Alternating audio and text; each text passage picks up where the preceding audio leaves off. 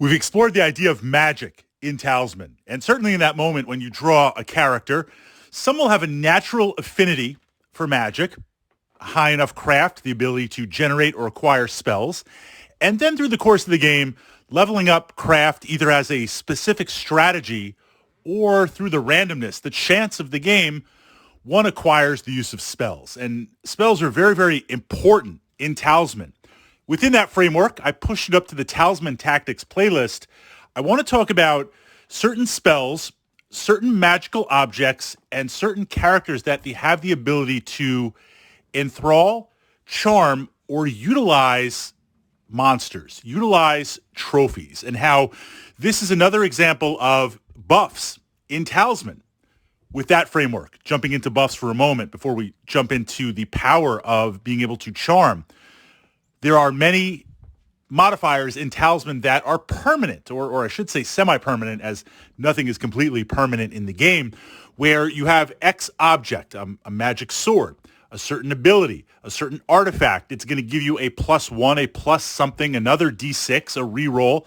It's going to give you some sort of permanent, constant effect ability.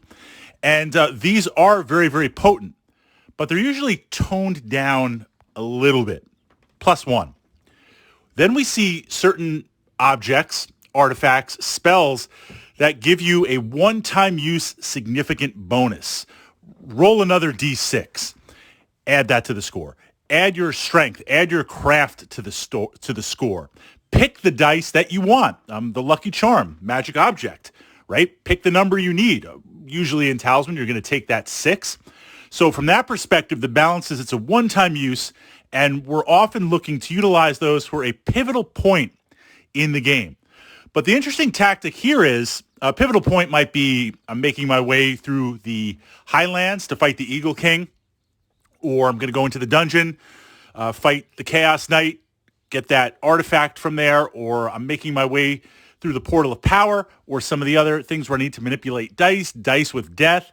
Different than Fate in that it's not a reroll, it's going to be a significant boost. Also useful sometimes if you're playing with hidden, non-revealed endings by the time you make it to the Crown of Command. But the balance here, of course, is it's a one-time use, and you can kind of lose it at any time because it is a magic object. You can be attacked and it could be stolen.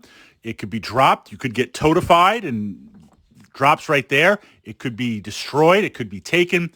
All of these scenarios. So you do need to kind of balance out.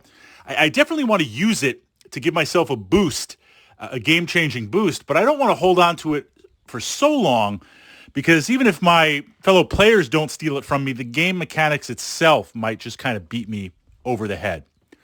So now we get to the third type of boosting. So the first, of course, was through spells and +1 type objects. The second was through these magical objects that will boost. And now looking at charms, enthralls, and capturing monsters. There are certain characters, there are certain objects that after you defeat a specific type of monster, usually strength-based, but there are some craft-based exceptions, rather than taking that monster as a trophy, then you can utilize that to boost your dice score. So now we're kind of caught in the moment where I can charm it and hold it in reserve, but it's not counting as trophies and I could lose it. In theory, when you convert your trophies into a +1 strength or +1 craft, not that you can't lose that +1 later on, but game mechanics-wise, it is a little bit harder for the game to take that from you. As opposed to charming that creature, it exists in your object deck, it could get taken. When do we charm it? When do we want to utilize it? Generally speaking, if it's +5 or higher, then I kind of want to hold on to it. I really do. Now, that's potentially worth a turn or two of encounters that I'm not turning in to gain that +1, but that's a significant number jump. I want to hold that. If it's like a +1 or +2, then I feel like if I hold the monster on for that, yes, I will get that +1, +2, +3, but I can kind of simulate that or regain that if I have Fate.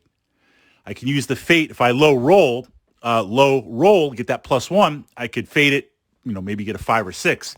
Of course, one could argue it out and balance it and say, well, if I have that, it frees up fate for something else. But within that tactica, looking for all the boosts that you possibly can, charms, enthralls, ensnare, all those things to utilize. Another example was the spell like Summon Phoenix, where it'll fight in your place.